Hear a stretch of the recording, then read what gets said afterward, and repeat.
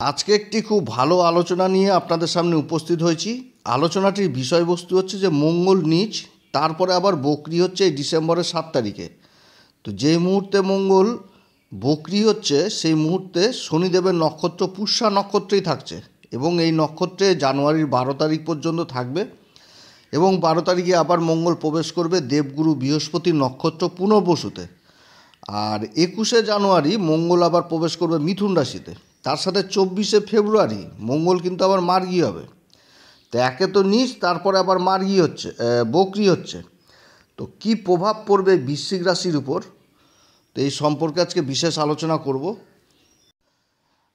তো বৃশ্চিক রাশির সম্পর্কে যে আলোচনা করব এটা আপনারা চন্দ্র রাশি কিংবা লগ্ন হিসাবেও দেখতে পারেন। মঙ্গল হচ্ছে কি আমাদের দেহে রক্তের কারক। মঙ্গল হচ্ছে তেজ, ক্রোধ, অহংকার। মঙ্গল হচ্ছে সাহস। মঙ্গলকে বলা হয় গ্রহদের সেনাপতি এবং সূর্য হচ্ছে রাজা। মঙ্গল যখন কেন্দ্রে অবস্থান করে নিজের রাশিতে, তখন রুচক নামক পঞ্চমহাপুরুষ রাজ্যক তৈরি করে। আর রুচক পঞ্চমহাপুরুষ রাজ্যক একটি শক্তিশালী রাজ্য। আর মঙ্গল মকর রাশিতে কিন্তু উচ্চ হয় আর কর্কট রাশিতে নীচ হয়ে যায় এবং 28 ডিগ্রি পর্যন্ত নীচ অবস্থায় থাকে। ভালো জিনিসটা হচ্ছে যে মঙ্গল যখন মকর রাশিতে অবস্থান করে তখন মাঙ্গলিক জিনিসটা হয় না। জন্মকুষ্ঠিতে যদি মঙ্গল খুব ভালো অবস্থায় থাকে তাহলে প্রশাসন লেভেলে অনেক সুবিধা লাভ করে, খেলাধুলার দিকে যথেষ্ট নাম খ্যাতি অর্জন করে। ইঞ্জিনিয়ার লেভেলে যারা থাকে তারা প্রচণ্ড উন্নতি করে। যারা সার্জেন্ট, বড় বড় ডাক্তার সার্জেন্ট হয়, তাদের জন্ম ছকে কিন্তু মঙ্গলের স্থান খুব ভালো অবস্থায় থাকে। আবার যদি মঙ্গল ডিগ্রির দিক থেকে কম থাকে, খারাপ রাশিতে অবস্থান করে, কোনো শত্রু নক্ষত্রে অবস্থান করে, তো এই সমস্ত জাতক জাতিকারা প্রচণ্ড ভীতু স্বভাবের হয়। কোনো কাজ করতে গেলেই কনফিডেন্স জিনিসটা আগেই, আত্মবিশ্বাস জিনিসটাকে হারিয়ে ফেলে। তো যাই হোক, আজকে আলোচনাটি শুরু করার আগে সমস্ত দর্শক বন্ধুদের আমাদের এই অ্যাস্ট্রো এস এম বাংলা চ্যানেলের মাধ্যমে নমস্কার জানাচ্ছি এবং যারা বহুদিন ধরে আমাদের অনুষ্ঠান দেখেন, এখনও পর্যন্ত সাবস্ক্রাইব করেননি, তাদের কাছে বিশেষ অনুরোধ করব চ্যানেলটি সাবস্ক্রাইব করার জন্য। আর যদি অনুষ্ঠানটি ভালো লাগে তাহলে লাইক, শেয়ার, কমেন্ট অবশ্যই করবেন। তবে আমি আমার দর্শক বন্ধুদের কোনো রকম বিভ্রান্তের মধ্যে রাখতে চাই না। এটা গ্রহদের গোচরের অবস্থানের ফল প্রকাশ করা হচ্ছে, কারো কুষ্টি ধরে আলোচনা নয় যে কারোর সাথে মিলতে পারে। আর যতক্ষণ পর্যন্ত কুষ্টি দেখা হয় না ততক্ষণ পর্যন্ত বলা মুশকিল কার কুষ্টিতে গ্রহের অবস্থান কী রয়েছে। তবে বর্তমানে যে গ্রহদের গোচর হচ্ছে তার উপর ভিত্তি করেই কিন্তু এটা ফল প্রকাশ করা হচ্ছে। তো কর্কট রাশিতে মঙ্গল অবস্থান করছে। কর্কট রাশিটি হচ্ছে জলতত্ত্ব রাশি আর মঙ্গল হচ্ছে কি অগ্নিতত্ত্ব। তো বৃশ্চিক রাশির ক্ষেত্রে মঙ্গল হচ্ছে রাশির অধিপতি এবং ষষ্ঠ ঘরের অধিপতি। আবার অবস্থান করছে কোথায়? ভাগ্যের ঘর কর্কট রাশিতে। অর্থাৎ কর্কট রাশির অধিপতি চন্দ্রমা বৃশ্চিক রাশির ক্ষেত্রে কারক গ্রহ। এবার এই মঙ্গলতে এতদিন নীচ অবস্থায় ছিল, এবার বক্রি হচ্ছে। তো রাশির অধিপতি বক্রি হচ্ছে ভাগ্যের ঘরে। তো ভাগ্যের ঘরের সাথে তো একটা রাশির কানেকশন হয়ে গেল, তো এটাও তো একটা রাজযোগ। তো মোট কথা রাশি বৃশ্চিক রাশির জন্য মঙ্গলের এই নীচ অবস্থা, তারপর এই যে বক্রি অবস্থা, যথেষ্ট ভালো সংকেত পাওয়া যাচ্ছে বৃশ্চিক রাশির জন্য। এর থেকেও সবথেকে ভালো জিনিসটা হচ্ছে যে দেবগুরু বৃহস্পতি বর্তমানেও বক্রি অবস্থায় রয়েছে এবং দেবগুরু বৃহস্পতি বৃশ্চিক রাশির ক্ষেত্রে কারক গ্রহ, বৃষ রাশিতে অবস্থান করছে সপ্তম ঘরে এবং রাশির উপর সপ্তম দৃষ্টি দিচ্ছে। তার সাথে মঙ্গল যে নীচ, তার এই নীচভঙ্গ রাজযোগ তৈরি করছে দেবগুরু বৃহস্পতি দ্বারা। এবং তার সাথে চন্দ্রমা যখন আবার কেন্দ্রে অবস্থান করবে, তারপর রাশির তৃতীয় ঘর মকর রাশিতে যখন অবস্থান করবে চন্দ্রমা, যখন মঙ্গলের সাথে সমসপ্তম যোগ হবে, তারপর চন্দ্রমা যখন দেবগুরু বৃহস্পতির সাথে অবস্থান করবে বৃষ রাশিতে, তখন কি হবে যে চন্দ্রমা তো উচ্চ হয়ে গেল বৃষ রাশিতে, আর দেবগুরু বৃহস্পতি তো চন্দ্রমার নক্ষত্র রোহিণীতেই অবস্থান করছে। তাহলে এইখানটাতে গজকেশরী যোগেরও প্রভাব পড়বে, যার দৃষ্টি রাশির উপর থাকছে এবং এই সময়ও মঙ্গলের কিন্তু নীচভঙ্গ তৈরি হচ্ছে। অর্থাৎ চন্দ্রমা যখন কেন্দ্রে অবস্থান করবে, মকর রাশিতে অবস্থান করবে, তখন একটা বিশেষ উপলব্ধি পাবে এই বৃশ্চিক রাশি। তবে কিছু ক্ষেত্রে আবার সাবধানেও থাকতে হবে। এই সময়কালে রাহুর দৃষ্টি পড়ছে মঙ্গলের উপর এবং বর্তমানে রাহু শনিদেবের নক্ষত্র উত্তরা ভাদ্রপদেই অবস্থান করছে, তাও আবার পঞ্চম ঘরে। তো পঞ্চম ঘর থেকে তো অনেক কিছু দেখা হয়, তো সেই সমস্ত ব্যাপারে বিশেষ সাবধানে থাকতে হবে এই বৃশ্চিক রাশিকে। রাশির অধিপতি মঙ্গলের উপর রাহুর দৃষ্টি পড়ছে, তো এখানটাতে একটা অঙ্গারক যোগ এর মতন একটা যোগ তৈরি হচ্ছে, একটা বিস্ফোটক যোগ, বিস্ফোটক মাইন্ড তৈরি হচ্ছে। একে তো প্রচণ্ড রাগী, কিছুতেই মানে কোনো কিছুতেই চট করে রেগে যাওয়া বৃশ্চিক রাশির স্বভাব, কিন্তু এরা খুব পরিশ্রমী হয়। এবার রাহু কি করবে, দৃষ্টি ধরুন মানে দৃষ্টি যে পড়ছে এই মঙ্গলের উপর, তাহলে আগুনে ঘি ঢালার মতন হয়ে যাচ্ছে, একটুতেই চিড়চিড়াপন, অধৈর্য জিনিসটা চলে আসবে, বাগবিতণ্ডায় জড়িত হয়ে যাবে, এগুলো কিন্তু অটোমেটিক বাড়বে এই সময়। এবং এটা কিন্তু যে মাত্রায় আগে ছিল সেটা সেই মাত্রাটা বেড়ে যাবে বৃশ্চিক রাশির ক্ষেত্রে। তবে কর্মক্ষেত্রে যথেষ্ট ভালোর দিকে যাবে বৃশ্চিক রাশি এই সময়। কর্মক্ষেত্রে বিশেষ উন্নতির যোগ দেখা দিচ্ছে। বিগত দিনে যে বাজে প্রভাবগুলো বৃশ্চিক রাশির উপর ছিল সেই প্রভাবগুলো কাটিয়ে উঠে যথেষ্ট ভালোর দিকে এখন উঠে আসবে এই মঙ্গলের পরিবর্তনে। যে মুহূর্তে মঙ্গল নিচ অবস্থায় থেকে বক্রি হতে যাচ্ছে সেই সময় কিন্তু অবস্থান করবে শনিদেবেরই নক্ষত্র পুষ্যা নক্ষত্রে, এবং এই নক্ষত্রে থাকছে জানুয়ারির 12 তারিখ পর্যন্ত। আর বর্তমানে শনিদেব আবার মার্গীয় অবস্থায় রয়েছে, এবং এই ডিসেম্বর মাসে 28 তারিখে আবার শনি নক্ষত্র পরিবর্তন করবে, প্রবেশ করবে হচ্ছে দেবগুরু বৃহস্পতির নক্ষত্র পূর্বা ভাদ্রপদে। তাহলে কি হচ্ছে যে 12 জানুয়ারি মঙ্গল নক্ষত্র পরিবর্তন করবে এবং দেবগুরু বৃহস্পতির নক্ষত্র পুনর্বসু নক্ষত্রে, আর শনিও 28 তারিখে এই 28শে ডিসেম্বর নক্ষত্র পরিবর্তন করছে। তো এটা একটা ভালো যথেষ্ট পরিবর্তন বৃশ্চিক রাশির ক্ষেত্রে। বৃশ্চিক রাশির ক্ষেত্রে শনি কিন্তু কারক না, শনি হচ্ছে কি পরাক্রম ঘরের অধিপতি, যেটা হচ্ছে মকর রাশি, এবং চতুর্থ ঘর যেটা হচ্ছে সুখের ঘর কুম্ভ রাশি। এই দুটি ঘরের অধিপতি হচ্ছে শনিদেব। শনিদেব এই চতুর্থ ঘরেই তার মূল ত্রিকোণ রাশি এই কুম্ভ রাশিতেই অবস্থান করছে বর্তমানে মার্গীয় অবস্থায়।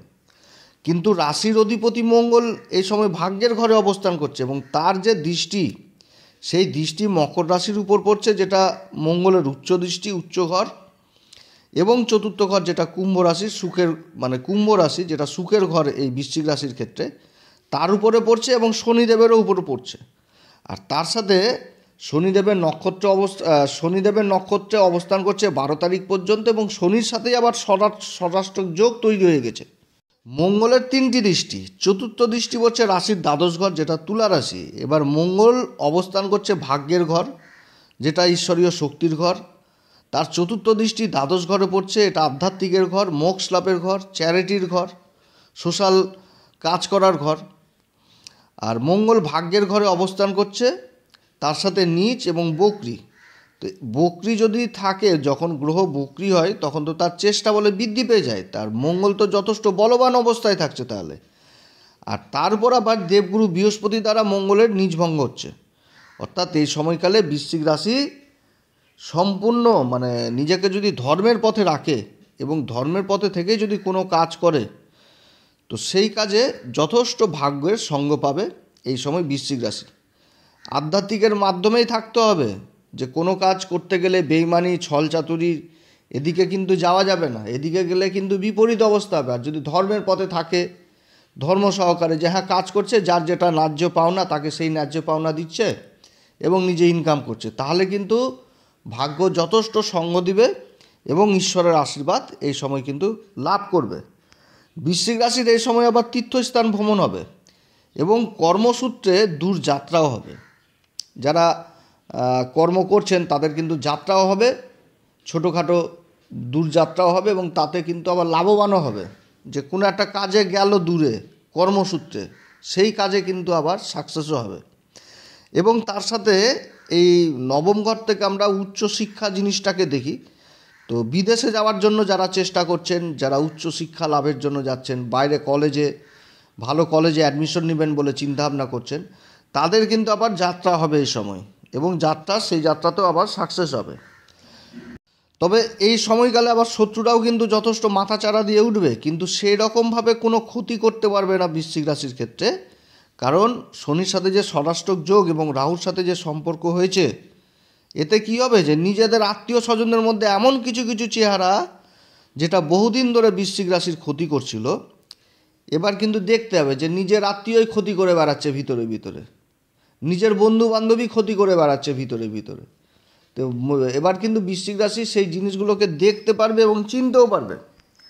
এবার মঙ্গলের সপ্তম দৃষ্টি পড়ছে রাশির পুরুষার্থ, পরাক্রমের ঘর, যোগাযোগের ঘর মকর রাশিতে, যেটা কিন্তু উচ্চ ঘর মঙ্গলের। তো এই সময় কর্মসূত্রে যোগাযোগ জিনিসটাও যথেষ্ট ভালো হবে এবং কর্মসূত্রে বড় বড় অফার, মালের অর্ডার এই সমস্ত পাওয়ার সম্ভাবনা থাকছে। যারা ইম্পোর্ট এক্সপোর্টের কাজে যুক্ত রয়েছেন, যারা ইন্টারন্যাশনাল ব্যবসার কাজে যুক্ত রয়েছেন, তাদের জন্য যথেষ্ট ভালো। সমাজের যোগাযোগ জিনিসটা যথেষ্ট বৃদ্ধি পাবে এবং তার সাথে মান সম্মান যথেষ্ট বৃদ্ধি হবে এই সময়। এবং ছোট ভাই বোনদের সাথে, এটা কিন্তু বিশেষ করে মনে রাখতে হবে যে ছোট ভাই বোনদের সাথে সম্পর্ক কিন্তু নষ্ট করা যাবে না এই সময়। কারণ মঙ্গলের এই যে উচ্চ দৃষ্টিটা পড়ছে তৃতীয় ঘর মকর রাশিতে, এই ঘর থেকে আমরা ছোট ভাই বোনদের সাথে সম্পর্ক জিনিসটাকে দেখি।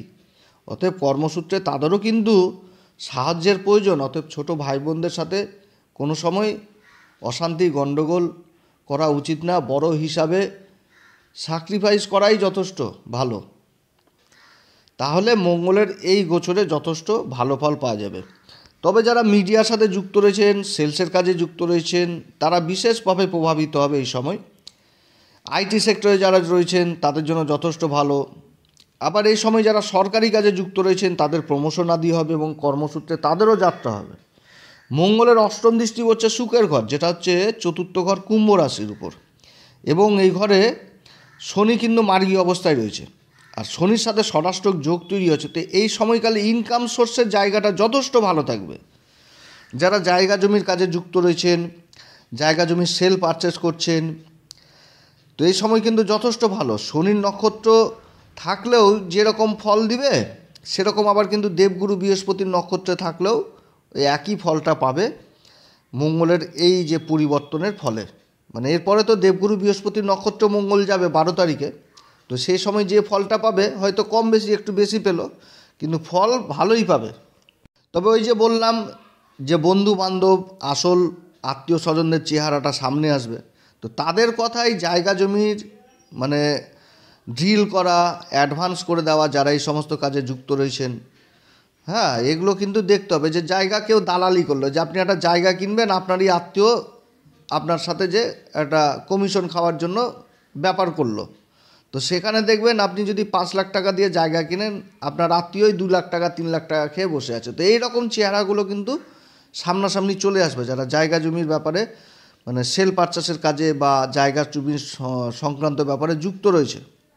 এবং পেমেন্ট করার আগেও কিন্তু হাজারবার কিন্তু দেখতে হবে যে জিনিসগুলো ভালো হচ্ছে কি না। কোনো কাগজে সই সাবুত করতে গেলেও কিন্তু যথেষ্ট ভালো মতন করে খতিয়ে নিতে হবে, বিশেষ করে জায়গা জমির ব্যাপারে। শনির সাথে যে যোগটা তৈরি হয়েছে, যোগাযোগ জিনিসটা অবশ্যই হবে ব্যবসা বাণিজ্যে, কিন্তু শত্রুতা জিনিসটা আসবে। যারা বৃশ্চিক রাশির ক্ষতি করছিল এগুলো তো চিনতেই পারবেন। এছাড়া যারা স্টক ব্যবসার সাথে জড়িত রয়েছেন তাদের জন্য এই সময় যথেষ্ট ভালো। পেট্রোলিয়াম পদার্থের কাজে যারা যুক্ত রয়েছেন তাদের জন্য এই সময় খুব ভালো মানে কাজকর্ম হবে। বড় বড় কনস্ট্রাকশনের কাজে যারা যুক্ত রয়েছেন তাদের জন্যও ভালো। যারা কোনো রকম তেলের কাজে যুক্ত রয়েছেন যথেষ্ট ভালো। হোটেল ব্যবসার সাথে যারা যুক্ত রয়েছেন, খাবারের কাজে যুক্ত রয়েছেন, কোনো খাবারের প্রোডাক্টের কাজে যুক্ত রয়েছেন, তাদের জন্য যথেষ্ট ভালো হতে যাচ্ছে মঙ্গলদেবের এই বক্রি অবস্থা। তবে শনি আর মঙ্গলের অবস্থানের ফলে এই যে শনি আর মঙ্গলের মানে শনি আর রাহুর সাথে যে এই যে একটা সম্পর্ক তৈরি হয়েছে, রাহুর তো দৃষ্টি পড়ছে মঙ্গলের উপর আর শনির সাথে ষষ্ঠক যোগ তৈরি হয়েছে। অর্থাৎ নিজের শরীর স্বাস্থ্যের দিকে যথেষ্ট খেয়াল রাখতে হবে, খাওয়া দাওয়া টাইম টু টাইম করতে হবে, অধৈর্য হওয়া চলবে না, যে কোনো কাজ করতে গেলে ধৈর্যের সাথে করতে হবে। চিড়চিড়াপন, রেগে যাওয়া, উত্তেজিত হয়ে যাওয়া এগুলো কিন্তু হবে এই সময়। প্রেম ভালোবাসার জায়গাটা বিশেষভাবে খেয়াল রাখতে হবে, নিজেদের মধ্যে যেন মতবিরোধ না হয়, একে অপরকে বুঝতে চাইবে না, এরকম কিন্তু সমস্যা তৈরি হবে। আবার যারা উচ্চশিক্ষা, যারা রক্তের উপর যারা বিশেষ রিসার্চ করছেন, হ্যাঁ এই সমস্ত কাজে কিন্তু বিশেষ সফলতা পাওয়ার মানে যোগ রয়েছে। এছাড়া যারা engineer, software engineer, mechanical engineer, হ্যাঁ ইলেকট্রনিক্সের উপর যারা রিসার্চ করছেন তাদের জন্য এই যোগটা যথেষ্ট ভালো হতে যাচ্ছে। যারা ইম্পোর্ট এক্সপোর্টের কাজে জড়িত রয়েছেন তাদের জন্য যথেষ্ট ভালো। যারা স্টক ব্যবসার সাথে যুক্ত রয়েছেন, ধান চাল গম ইত্যাদির কাজে যারা জড়িত রয়েছেন তাদের জন্য এই সমস্ত ভালো। এই সময়কাল। যারা আবার হস্তশিল্পী, কাঠের কাজের সাথে যুক্ত রয়েছেন, তাদের জন্য যথেষ্ট ভালো। এবং 12 জানুয়ারির 12 যখন আবার দেবগুরু বৃহস্পতির নক্ষত্র অবস্থান করবে, যে পুনর্বসু নক্ষত্র, আমি এর আগেও বহুবার আলোচনা করেছি। আমাদের জ্যোতিষশাস্ত্রে পুনর্বসু নক্ষত্রের সিম্বল হচ্ছে কি, যে ধনুষ্বাণ, অর্থাৎ মঙ্গলের মধ্যে যে চঞ্চলতা ভাব, এটা তো থাকবে, কারণ মঙ্গল বক্রি হচ্ছে, নীচ অবস্থায় থেকে আবার বক্রি হয়ে যাচ্ছে, তাহলে চেষ্টা বলে তো একটা যথেষ্ট বৃদ্ধি পেয়ে যাচ্ছে। নীচ অবস্থায় থেকে তারপর আবার বক্রি, তাহলে বিষে বিষক্ষয় হলো, অর্থাৎ নেগেটিভে পজিটিভ হয়ে যাচ্ছে এবং শক্তিশালী হয়ে যাচ্ছে। এতে চিড়চিড়াপন, ধৈর্য, অধৈর্য জিনিসগুলো চলে আসছে। অতএব কর্মক্ষেত্রে যথেষ্ট একাগ্রতার প্রয়োজন থাকবে সে সময়। আর একাগ্রতা না হলে কিন্তু কাজে সাকসেস হবে না। পুনর্বসু নক্ষত্রের কিন্তু এটাই সিম্বল, যে ধনুষ্বাণ, যখনই একাগ্রতা হবে তখনই কিন্তু লক্ষ্যভেদ, এক কথায়। তো এইগুলো কিন্তু যথেষ্ট খেয়াল রাখতে হবে। এবং মঙ্গলের যে সপ্তম দৃষ্টিটা পড়ছে, যেটা যোগাযোগ, কমিউনিকেশনের ঘরে, সমাজে মান সম্মান বেশি বৃদ্ধি পাবে, এটাও ঠিক, কিন্তু আবার নিজের মধ্যে আত্ম অহংকারটাও মানে চলে আসবে, যে সমাজে দেখাবো যে আমি একটা ভালো জিনিস করছি, লোকে দেখবে, সুনাম করবে। এই যে একটা মনের মধ্যে যে অহংকার বোধ, এগুলো যেন কোনোভাবেই না আসে, তাহলে কিন্তু যথেষ্ট মানে রেজাল্টগুলো খারাপ হবে। এই সময়কালে বৃশ্চিক রাশি কোন উপাচার করবে? বৃশ্চিক রাশি এই সময় একটি উপাচার করবে, সেটা হচ্ছে প্রত্যেক দিন হনুমান চল্লিশা, বজ্রংবাণ পাঠ করবেন। এটা করলেই যথেষ্ট। এবং এগুলো করার আগে শ্রী রাম সীতার কে স্মরণ করবেন, তাদের স্তুতি করবেন। এবং মঙ্গলবার করে হনুমানজির মন্দিরে যাবেন, হনুমানজিকে দর্শন করবেন, লাড্ডু ভোগ দিবেন, জটা আলা নারকেল দিবেন বাবার কাজে। এবং যদি মনে হয় তাহলে ওই মন্দির প্রাঙ্গণে বসেই হনুমান চল্লিশা, বজ্রংবাণ পাঠ করবেন, তাহলে যথেষ্ট ভালো রেজাল্ট পাবে এই সময়কালে। অতএব প্রিয় দর্শক বন্ধুরা, আজকে অনেক কথা বৃশ্চিক রাশি সম্পর্কে আলোচনা করলাম। যদি এই আলোচনা আপনাদের কাছে সত্যিই ভালো লাগে, তাহলে আমাদের এই অ্যাস্ট্রো এস এম বাংলা চ্যানেলকে অবশ্যই সাবস্ক্রাইব করবেন। সাবস্ক্রাইব করলে কি, নতুন নতুন ভিডিও আপডেট দিলে সেই ভিডিওগুলো আপনাদের কাছে পৌঁছে যাবে। এবং আমাদের একটা খুব ভালো লাগবে, যে একটা মনের মধ্যে একটা মানসিক শক্তি যথেষ্ট বৃদ্ধি পাবে, যে না, আপনারা আমাদের ভিডিওকে সত্যি পছন্দ করছেন, ভালোবাসছেন। যাই হোক, আপনারা সবাই ভালো থাকেন। লাইক, শেয়ার, কমেন্ট অবশ্যই করবেন। ঈশ্বর আপনাদের সবার মঙ্গল করুক। আপনাদের ঢাইয়া খুব তাড়াতাড়ি শেষ হচ্ছে, এবং 28শে ডিসেম্বর যখনই শনি নক্ষত্র পরিবর্তন করবে, তখন থেকেই ধরে নেন যে আপনাদের সময় যথেষ্ট ভালো হচ্ছে। কারণ 28শে ডিসেম্বর শনি পূর্বা ভাদ্রপদ নক্ষত্রে প্রবেশ করবে, দেবগুরু বৃহস্পতির নক্ষত্র। এই নক্ষত্রে প্রবেশ করা মানেই শনির তো মুভমেন্ট সামনের দিকে মার্গী অবস্থায় রয়েছে, তো এই নক্ষত্র অবস্থান করা মানেই আপনারা এতদিন ধরে যে জ্বালা যন্ত্রণা ভোগ করছিলেন, এর থেকে এবার মুক্তি পেয়ে যাবেন। এবং পুরোপুরি পাবেন হচ্ছে 29শে মার্চে। সেই সময় আবার একটা ভয়ানক জুতি তৈরি হবে শনি আর রাহুর মধ্যে, সেই সময় বিশেষ আলোচনা করব।